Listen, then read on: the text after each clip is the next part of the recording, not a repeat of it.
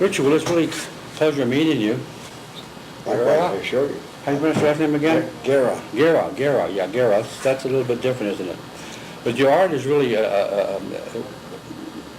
quite unusual. It's quite beautiful. I think it has really strong meaning to it that maybe it's even hidden at this time, you know. Right. But you've been an artist ever since you said you were 3 years old. And I've been working at it. you've been working at it. One of these days I'll be. I know a gentleman about 80 years old. He said he started out when he was about 7. And he's a real good artist too. And I think artists are kind of special people, and they should be more recognized and also more helped. Leading toward what you were talking about earlier is make something available to them that will help them and pick them up and proceed from there. Yeah, that's exactly what I'm trying to do. As I had mentioned that, we have a new website. It's allworldofsedonatv.com, and hoping in the future maybe you'll be involved in that some way or another. I'll be glad to help in any way I can. But the thing about artists is that it can be pretty much a struggle. I mean, most artists are bad business people, or also.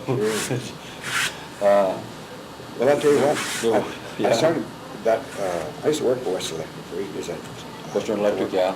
And I was painting then, but I needed to get away so I could do my thing, you might say. And money's never been a real factor. It's more like I wanted to learn.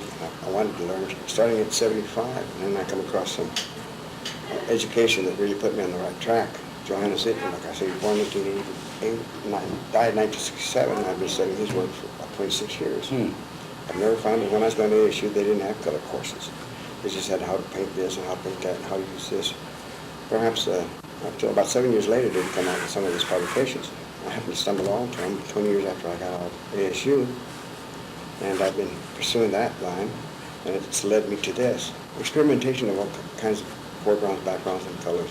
That's amazing they didn't have color courses. They must have lived in the Dark Ages or something. No, what it was is the understanding of color and how to apply it and how it psychologically affects it, as well as the physiological representation of it. They knew what they were doing, but they didn't have an understanding like this man, like I say, Johannes Itten. He's the one that designed the color wheel in 1929 and accepted a piece of work and realism and reality. So what they didn't do, they taught you how to paint and a few things as far as color is concerned, taught you what you at least you thought you should know, but they didn't understand how to put this color together and what it would do. Some of them did, but not that thorough, and this is what this man's all about. So is this generally your world? You see beautiful colors all the time? Yes. Well, that's the way it should be. That's the way it is, you know. I've always, even when I was little, bright colors. I just like everything was vivid, They excite you, they promote goodness in you, they make you feel good, just like when you see the sunrise, the moon at night. Yeah, all that stuff's inside us. Each one of us children of God.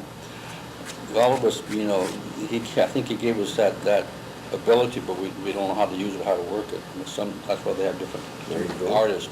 It comes out in that form, But probably one of the things, the artists that their worst enemy too also is a lot of times they do these incredible portraits, and they have not in your case, but they have like a house full of portraits and paintings, and they won't get rid of them because they become like their children. Right. And that's their children. They can't sell my children. Story of their life. Library. You don't want to sell them because they're, Well, they mean a lot to you. They're part of your life each time you pass that direction. Sure, definitely. But I'm not asking. I'm just curiosity. Is if you were to sell these, what would you sell for? I haven't even thought about that. Really? Since money's not one of the things I've been after for a long time. I've been after this knowledge, and I've got a very good grasp of it. One of these days, I may call myself an artist instead of a painter. And that's why I look at it. I haven't quite graduated to that point as yet, but I do know how color affects a lot of people, or everyone for that matter. And everyone is involved with color, but they don't realize how important it is in their life. God gave me a talent. Hopefully I'm able to carry through with what I have learned from Johannes, combine the two, and I hope to take off. Yeah, hopefully it does too, and we can be part of that. But it's kind of, it's like everything else in life. It's kind of a strange anomaly that there's always different levels or different classes, and it's hard for the artist to reach those plateaus? Well, that plateau, yeah, but I mean to even have his stuff in a gallery, unless they're like big time famous, and how you gonna get famous if you don't start out someplace? That's right. It's a catch-22. I know exactly what you're saying. We need like a walking plank to take off from there, so to speak. Yeah. Have you tried to showcase or have shows at different galleries? Or 1991 was the last time I had a show, Did you? and then thereafter my house burned and everything I had, so I had to start all over again. This is part of what I started, experimentation with dark against light. And that was back in 95 that my house burned. Everything I owned, including, well, I make a joke, I didn't even have to roll over tissue paper. Wow. So, and mine has not been a pursuit of mine, so to speak, because this is what I'm after, the understanding of what's there already.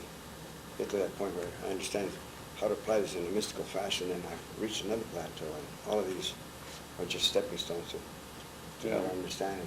I love art all my life and been around artists or doing TV and different things with artists. And artists sometimes are the worst enemy, you know, in a whole lot of different ways because... well, they kind of hold themselves back. Yeah. And hold it back, so to speak. Yeah, well, they want their stuff to be liked and accepted, and a lot of people view it, but at the same time, they don't. It's just kind of a... Well, you know, all I ever did was realistic work. I didn't even know anything about this. And like I say, it's a learned procedure as to what it's about, but to execute is a different story. And all I ever did was I could draw animals and people, and anything you wanted, and I could do it quite well. But then again, there's a bigger step to take, and that was the understanding of this. For instance, Johannes Hitton says, the color you see there is not really the color that it is. What it amounts to is the molecular structure of this. After the spectrum, which is the light, hits it, it bounces out the color that it does not accept because of the molecular structure, and all other colors are absorbed within that realm there. But the one that appears to be the color is what's bouncing out, so it never gets past that. Kind of That sounds like an Einstein theory. Well, I would say the man was a genius in my opinion, and he put it down in fairly decent words, you know, where you can understand, but it takes a lot of study. One little sentence can mean so many different things if you don't try to look at the way he was trying to understand it. Well, that's yeah, that's life in general. Are you right now at this time in your life presently working on anything? Oh yes. Are you? Definitely.